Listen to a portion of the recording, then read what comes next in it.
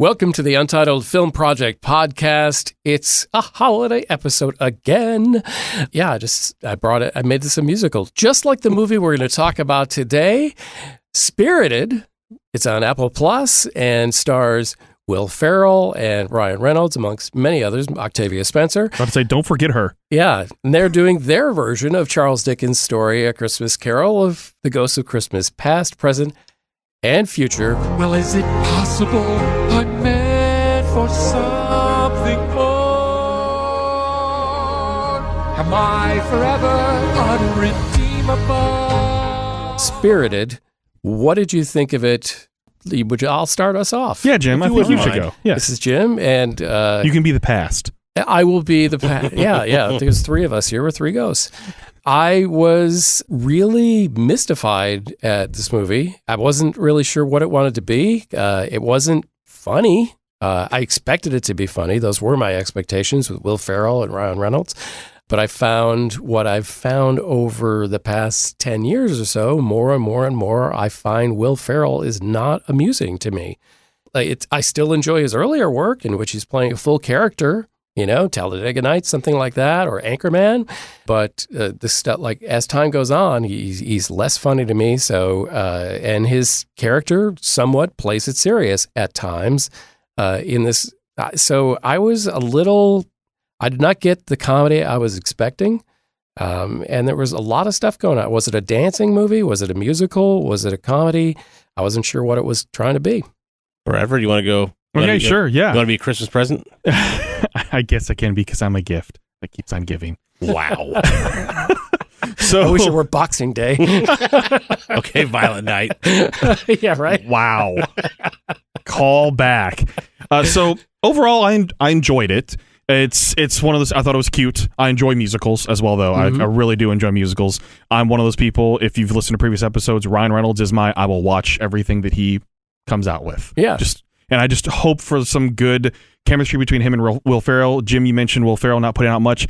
Overall, compared to things he's put out, I enjoyed this more than some of the things he's put out because he was a little more toned down, not trying too hard. Okay. I think actually having Ryan Reynolds there balanced that. So you felt that more. He was better that way. I think he was better that way because it balanced out the pressure of Will Ferrell to be funny. Because Ryan Reynolds took some of that and did himself of being Ryan Reynolds to be some funniness. Yeah, by the way, Ryan Reynolds and Octavia Spencer and some of the minor characters, they were pretty funny. And I love Octavia Spencer. I loved overall the casting of this in terms of for what it was. A cute Christmas movie musical. I thought the choreography reminded me a lot of The Greatest Showman. Even though it's not the same choreographer, I did look that up. But it reminded me of something that's a little hip, putting some more popular style music, some hip hop beats, popular music beats in there, more modern Broadway style of things. The biggest thing for me, I think, was Dame Judi Dench. That was the one that made you stop the movie. I paused and I went, was that really just... Wow. I actually rewound it because it's so quick, and it's actually her singing the line about herself. And I'm not saying that makes the movie or anything like that. It's just, I cannot believe, of all cameos, you get freaking Dame Judi Dench to be in this movie that was only in theaters for a week and then Apple TV Plus. What strings were pulled to get her to agree to that? You're in town, we have something you could do, please. That's one of those things for me. It's Shakespearean. You'll love it, yeah. It had its heartwarming moments, of course. I mean, it's a Christmas Carol, you kind of know. But I do love the twist that they put at the end in terms of Ryan Reynolds had to show the true turn of sacrificing himself in order to do that and take it roll with it. So I enjoyed the twist. That was not expected. I just almost expected it to end where I think most of us thought it was ending with him shoving him out of the way, saving his life, and that was it. I did not expect it to have Ryan Reynolds actually getting hit by the bus. I didn't know there was going to be another scene. Yeah, I didn't. And I like that. I like that they put a little twist in there to show he really did have to truly change, and to truly change, he had to sacrifice. I'm not trying to get too deep into it. It's that I like that twist overall, because that twist made the movie have a little more heart to that and explain you can't have a fully happy ending, but then he gravitated and he was happy because he had a future and figured out how he can use his skills and his personality to truly give back as well, too. So that's why I found a little more heart in it. I liked it. Not my favorite Christmas movie by any means. It was worth my time. I enjoyed it. I enjoyed the chemistry overall between those two, and I'm glad they did it. It's been a year since we saw the first rumblings of this because they filmed it last year in the wintertime. We saw pictures and things being released. Like, we got to wait a whole year for this. But yeah, it was enjoyable. Jeremy K. Gover, what'd you think? Spirited. Unlike Bradford, I typically don't care for musicals. Now, don't get me wrong. Some of the music in musicals is tremendous. Yeah. But when I'm watching and all of a sudden the actor bursts into song and it's a serious tone, they're dealing with death of a loved one, and that drives me crazy. You've got it. Yeah, I can't. I just can't get behind. My brain can't make the leap. Is what I'm saying. Like the clip at the beginning of the show when, Will Ferrell, a guy you expect to be really, really funny, is singing about his woes of how he can't do his job anymore. Sure. That's a big leap for me. That said, I loved that it was a musical, and it was so unexpected because I didn't know what to expect walking in, and it worked. It worked because it wasn't polished voices. It didn't take itself too seriously. It was just more of a, like, there's even points where they're basically breaking the fourth wall. They're not actually saying that, where, Jacob Marley's like, nope, no singing. Yes. And then he'd break into they'd stop, and then he'd break into a song anyway. It's those wink at you moments. Yes. The self-awareness. We know. Self-awareness, that's right. And that's why it worked for me. I love that they leaned into that. And I love that Will Ferrell's character, it's hard to say, fell in love with Octavia Spencer's character, and that Bonnie, the ghost from Christmas Past, has the hots for Clint. Which and then, I thought was a very funny storyline. It is. And I love how they handled it as well. Yeah. They walked right up to that line, made sure that anybody with knowledge of those activities knows about it, but anybody who doesn't, they stopped just short. Still completely safe. It was really great how they did that as well. Again, all the acting performances were awesome. I really enjoyed everybody in the film. I didn't have a problem with anybody. And I enjoyed the twist, as Bradford said. I enjoyed the twist and how it was executed. I thought it was really cool because I also thought, okay, they're going to break into song, and that's going to be the end of the film, right? And that's going to be the thing. Because here comes the big payoff, or this thing that Will Ferrell was expecting to happen that didn't happen. All of a sudden, now it's happening. Yeah. Right. And so this is going to be it. And so it's little things like that if you can divert. I've watched thousands of movies in my life. If you can surprise me and kind of make me look over here like a magic trick, like, oh, look over here at this shiny thing over here, and then bang, I applaud that. And that's what it did today. That's what it did to me. So I really enjoyed Spirited for all it was. While I was disappointed at the things that it wasn't, like super funny, I really enjoyed this movie. Like, I liked having it on. I smiled through the whole movie. So while it wasn't the comedy I expected, and I thought it was kind of pitched to us that way, I really did have a really fine time watching this movie. There was not a whole lot for me to dislike either. It didn't, really do what I thought it was going to do, and I thought, that Will Ferrell is not a very good actor or singer. And that was really like one of the few things, and a lot of the movie was spent on his character. So, obviously that's going to bring my opinion down a little bit, but for the rest of everybody else in this movie and all the other storylines, I found quite enjoyable. So the last thing I'll say about mine is, because you just brought me back to it, I think I skipped over it in my notes here, was that the reason I liked it so much, the musical part of it, is because, it was unexpected, blah, blah, blah. But it's because it wasn't polished voices. It wasn't Ariana Grande singing with Mariah Carey. Right. It was, right? It was Mariah Carey 1990. Yeah. Of course. That's good distinction. Right. Yes, thank you. Thank you for making that. That's a good note. You get a point for that. Yeah. It was just, Ryan Reynolds can carry a tune, but he's not, you wouldn't call him a phenomenal singer. It wasn't Jason Mraz up there, is what I'm saying. Yeah, but he was pretty good. He was passable. Yes. Jason Mraz. Well, I'm trying to think of somebody who's effortless voices. That's what I'm trying to think of. Oh, Michael not Josh Groban. No, Michael Bublé would be another one. Jack If you want to go that route. like but I figured Jason's underserved right now. I figured I'd throw his name out there. Okay. So, please sponsor our podcast, Jason. Get your avocado farm. So, but Will Ferrell, on the other hand, is more of an everyday guy.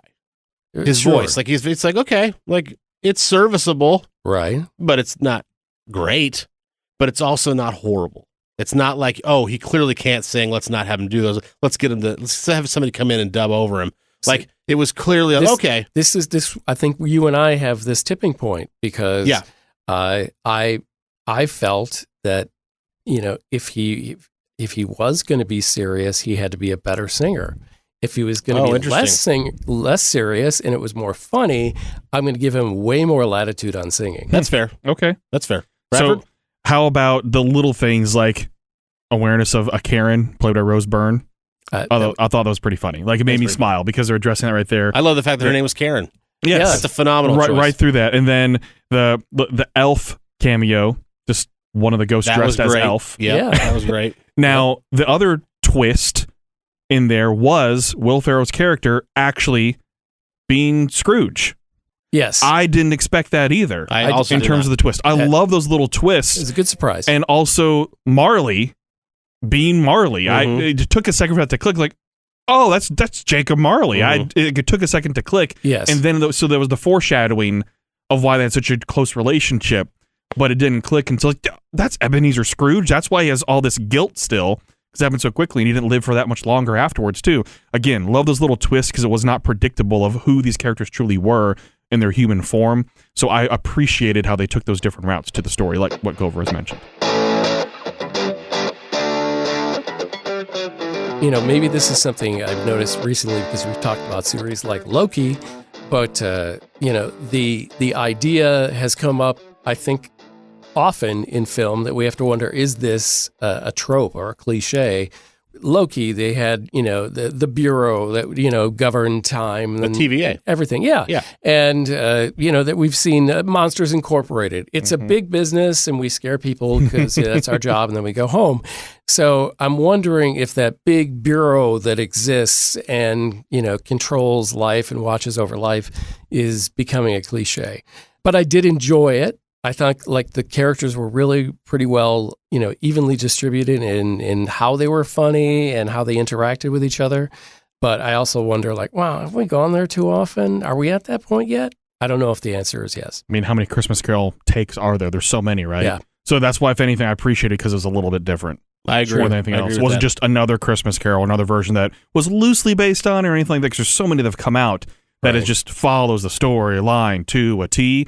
This one didn't follow anything of that Christmas Carol thing. It took the essence of the story and made it its own, I think. Its own. But I do see what you're saying about the big corporate thing because we even see that in the Umbrella Academy. Yeah. So many different things are doing it, but I still don't think it's cliche because of the way it was meshed together. Yeah. And maybe in the future, it will have become that if we all of a sudden see this showing up in a bunch of movies all in the next few years. Well, you are a trendsetter, so you just put it out there for all to think Thank you for acknowledging that. I would never say that about myself, but if people refuse to stop saying that about me, I will accept it.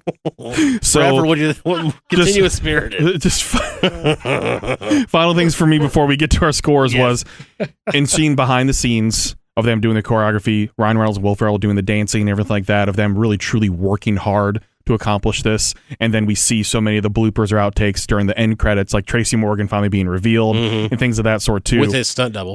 Yeah. Or if you call it a stunt double? With the person portraying the physical actor.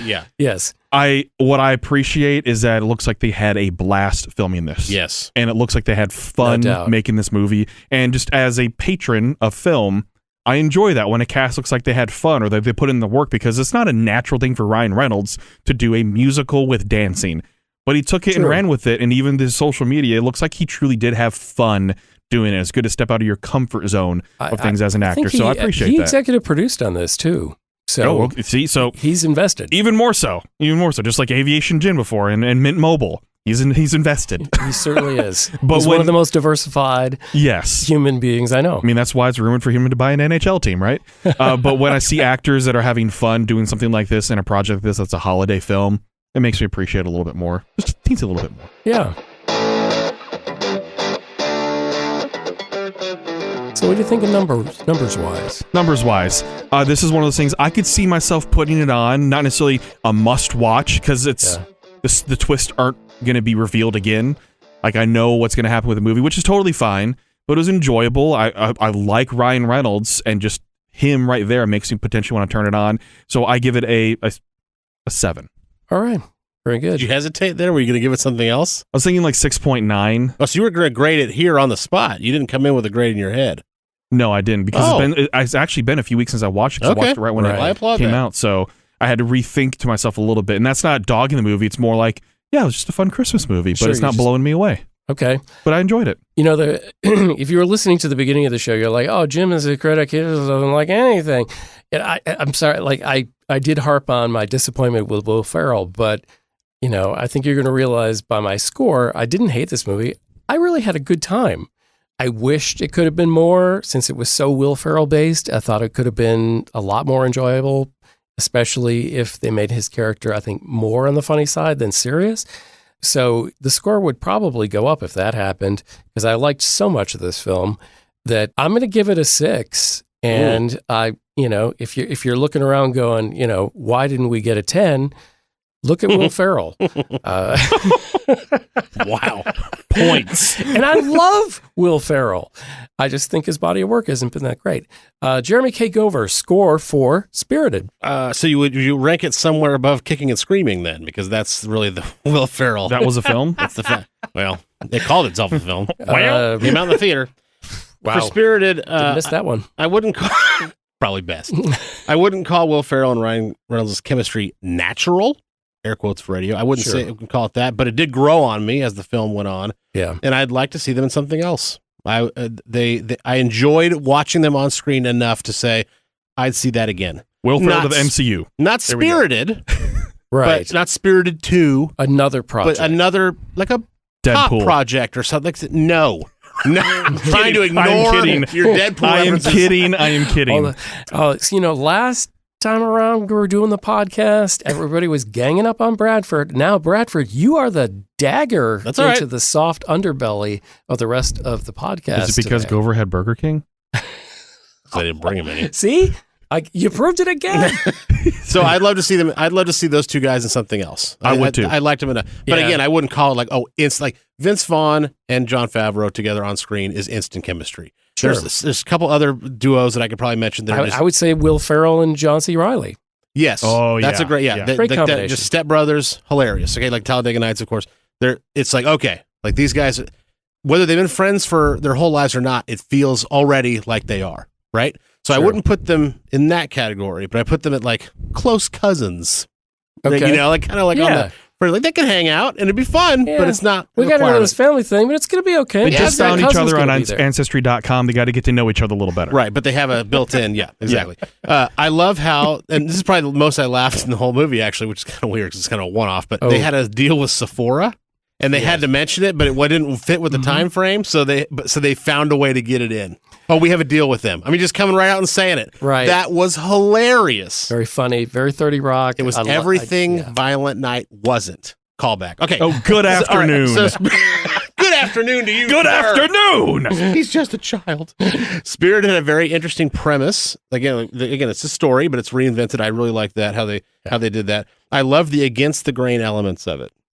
Luckily, we are at a point in 2022, almost 2023 now, and hopefully, as we go along, more so. But hopefully we're to the point now where we're progressing as a society where we won't even notice this anymore. At least I'll speak for myself. I won't notice it anymore. Mm-hmm. But I love that Will Ferrell's character, who is a middle-aged white man, fell in love with, at first glance, with a middle-aged black woman. Yeah. I loved that. I did too. Nothing felt forced.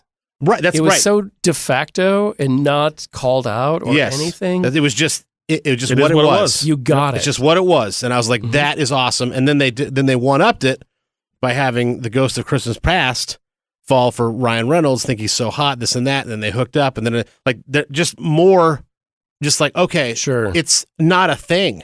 It's just whatever, because that's what it should be. We're all human beings. We find what we find attractive. End of story, and that's how it was presented, and I loved that.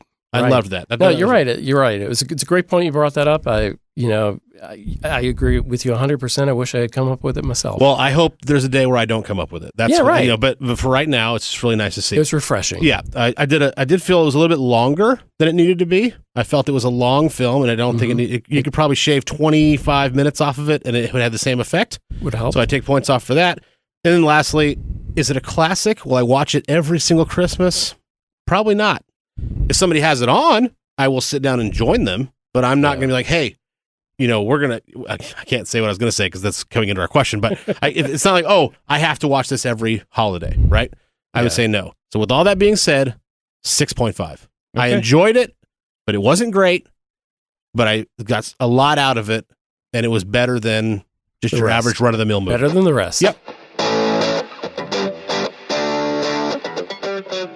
With that, let's go to our questions. We appreciate our fans submitting questions. Yes. Hey. A double. It's a bonus holiday time Bonus. anyway. Yeah. It's our gift BOGO. to you. But it's actually their gift to us. Yeah, seriously. Thanks for making content for us, folks. Okay. Seriously. But we're going to get to this to close it out, our top 3 holiday movies. But first, Blake asks this one. Is The Nightmare Before Christmas a Christmas movie or a Halloween movie? Your thoughts? And with that, I'd like to go to Jim first. Oh, man. You know, this is a movie I saw later than a lot of other people. It had been out for years and on cable and everything. So it just kind of creeped into my life. And I've always felt, in the last 10 years that I know about the movie, that it is a Halloween movie more than it is Christmas. Mr. Gover. There's no question to me that it's a Halloween movie. It's Halloween first for me because the entire premise is they're from Halloween Town. They're all spooky and scaly and crawly, and they're all kind of that kind of vibe. And then they discover the joy of Christmas. So you could actually make an argument that it is a Christmas movie because they discover the joy of Christmas, which is right. Depends on what part of the movie you're putting the most importance on. Right, but I saw it around Halloween for the first time. I watch it around Halloween almost every year, and I listen to the music around Halloween every year, except for What's This and Making Christmas. Other than those 2 songs, it's Halloween all the time. So for me, it's more of a Halloween movie, but I am willing to say 60-40, something like that. I would say that 2/3, 1/3. Yeah. Okay. Halloween. Justin Bradford. What do you think? So it's curious because Disneyland, so in California, does a re-theme of the Haunted Mansion during the Christmas holiday season. Much like they do for Halloween, they open up. Well, I'm sick of Disney trying to influence us. Well, hold on. I'm giving some backstory here, but they do that layover for, and it's actually really cool. If you've never experienced it is. I'm sure it is pretty neat what they do with Haunted Mansion, a full Nightmare Before Christmas thing. The Nightmare Before Christmas was released October 13th, 1993. So it was released during the Halloween season. Yes. Okay. So it was very curious to me when looking at this film, and I know this might be a cop-out because I can go with that percentage-wise, but it is both. That's fine. I think it's both. I think it is a great November movie because you're exiting the Halloween season, you're entering the Christmas season, and if anything, too, it's so much easier for non-Americans to not have to deal with Thanksgiving being in November because you can go straight from Halloween to Christmas without anybody harping on you about Thanksgiving first. Canada's no problem for Canada because their Thanksgiving is in October. So I think it is both. It is a 50-50 because it covers so much and has so many great elements of both holidays in there that covers the spirit of both holidays too, that for me it's a November movie. It fits so well with both things that you watch it at both times and you can be completely satisfied. So great answers because I think it does. And you think what Disney does, they market Nightmare Before Christmas in terms of merch from Halloween all the way through Christmas. Because they can. Yeah. It's tailor-made for that stretch. Money. All right, let's get to our next question, which is we did this for Halloween. We need to do it around the holiday season. It's our top 3 holiday movies. And I will give that you can have your top 3 and an honorable mention. Yay. I know it makes Gover happy. It actually makes me happy as well. So with this, let's go to Jeremy first. I'll go first. My number 3 is Elf. I was a late bloomer to this one. Speaking of Will Ferrell. Yeah, I was a late bloomer to this one, though, because I saw it. Everyone was like, oh, you got to go see it, whatever. I don't know if I saw it in the theater or if it was the year after, but it was really close to release. And I was like, okay. I mean, it's charming, but it's not, who cares? Like, it's not, I didn't get it. And then my wife and I got married 15 years ago. And like within 2 or 3 years, she's like, you got to watch Elf. And I was like, I didn't care. She goes, no, it's my favorite one. And so to make her happy one night, I was like, okay, let's put on Elf. She goes, really? I'm like, yeah. And I fell in love with it. I don't know what. Maybe I just saw it at the wrong time in my life, or it was a bad day. Because it's your wife's favorite and it makes her happy, which makes you happy. But we're always charming. A product of however we've changed. So, I mean, my scores would have been totally different 20 years ago. And I would love to believe that mine wouldn't be, but that is not the case. So you'll always be a nitpicky old man. That's right. So Elf is my number 3. I love that movie. Nightmare Before Christmas is my number 2. Okay. As I told you, I think I foreshadowed it would be Came on back both around again. lists. What a tease. You go back and listen, folks. Yeah. And then my number 1 all time, because it's my favorite comedy ever, so it doesn't matter if it's Christmas or not, National Lampoon's Christmas Vacation. Wow. End of story. I could have Not just put Christmas, but movies of all time. comedies of all time. Comedies. I could have put Christmas Vacation end of list. It is that far ahead of everything else. So funny, so relatable. It's so quotable. It's so great. Oh, yeah. My honorable mention, because you gave us the leeway to have that, Jingle All the Way. Wow. that was a bomb to just, light on fire on our doorstep, ring the doorbell and run away. Now we got to sit with that. Sit with it, Jimmy. What are your top 3 holiday movies, sir? This was so hard. I hate being pinned down like this because Are they all in black and white? none of them are in color. None of them even involve talking. It's just a player piano. They're actually radio shows. Yeah. It's been overplayed because of the marathons year after year, but I would put A Christmas Story into the top 3. Interesting. Okay. That, there's my classic. I think I would probably put Elf into that top 3. I thought you hated Will Ferrell. I didn't. And I have the receipts. Peak. Yeah. Yes. And I'm going to dig a little deeper because it's going to be one you probably don't even know about. And I think it's on Amazon or something. It's called Snowman. And it literally does have no words whatsoever. It's a short film. It's about 25 minutes.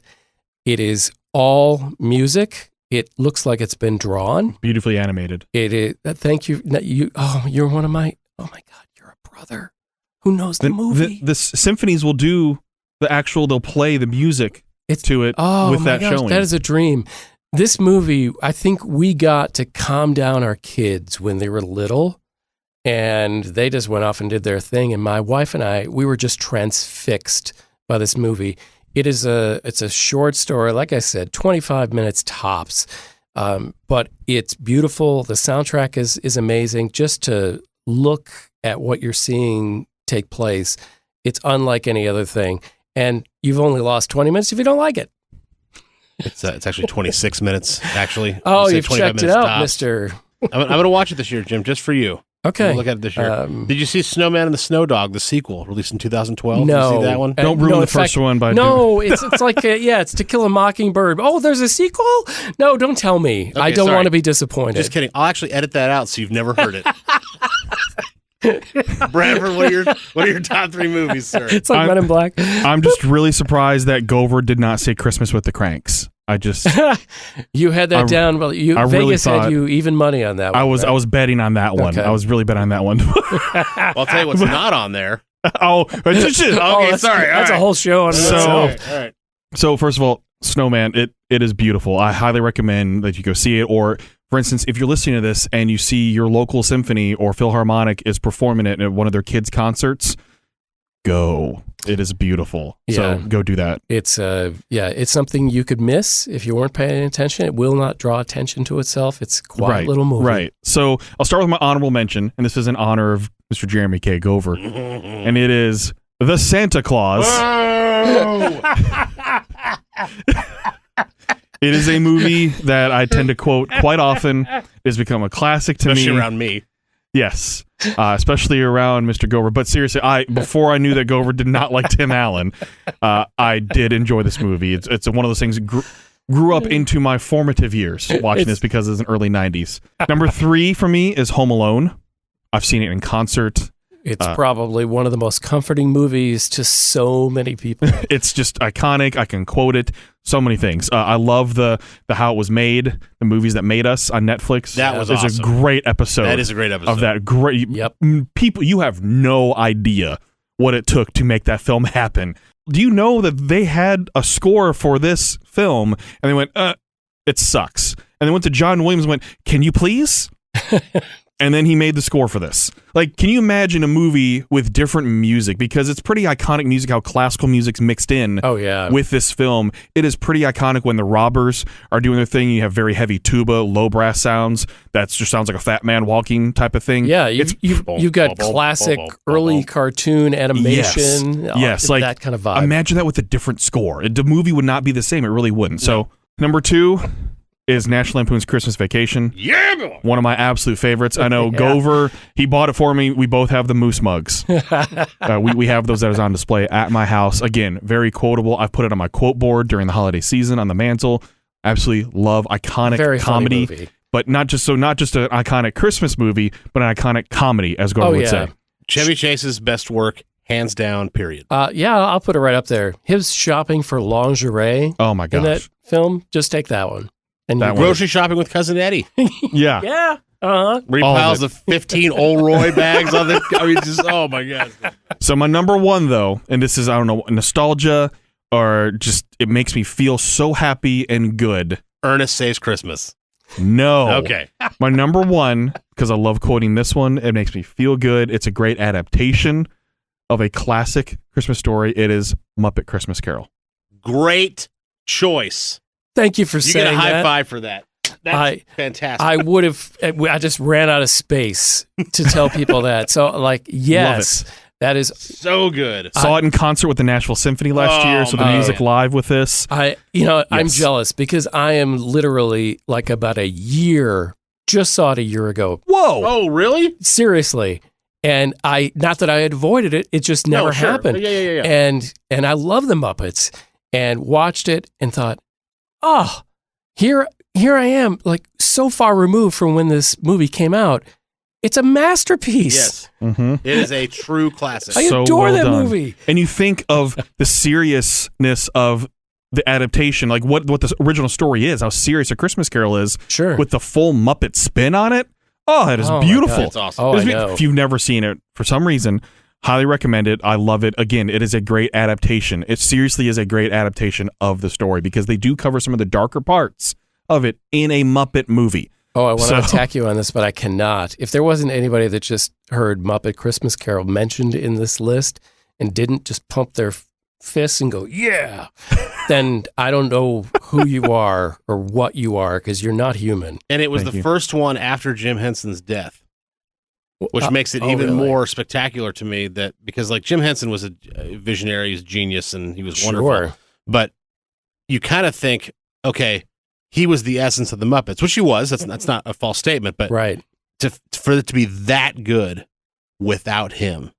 Yeah. I wonder how much he had put together before he died. Yeah. Mm-hmm. Because you're right, though. They nailed it, and I didn't know it was without the great Jim Henson. So good. Great pick, Bradford. Thank you. That of our 24-ish episode, 25 episodes, that is your best contribution to the podcast. I would say it makes up for about the 10 programs that I really I couldn't take it. I just couldn't take it. You've been listening to a special edition of the Untitled Film Project Podcast in which we talked about some of our favorite movies of all time.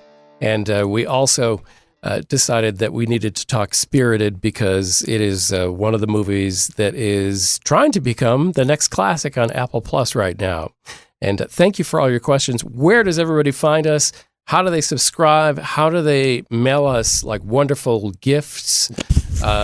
Just give us all the information. Untitled Film Project, anywhere you get your podcast, could be iHeart, Apple, Spotify, Amazon, YouTube as well as on there. You can listen to us. Yeah, Go puts a lot of work in editing this, and we greatly appreciate his editing work because he does a fantastic job of doing this. So listen to us, interact with us, Twitter, Facebook, Instagram. We post it all there. We love you. Thanks for your questions. Keep on submitting them. We'll talk to you next time. Happy holidays.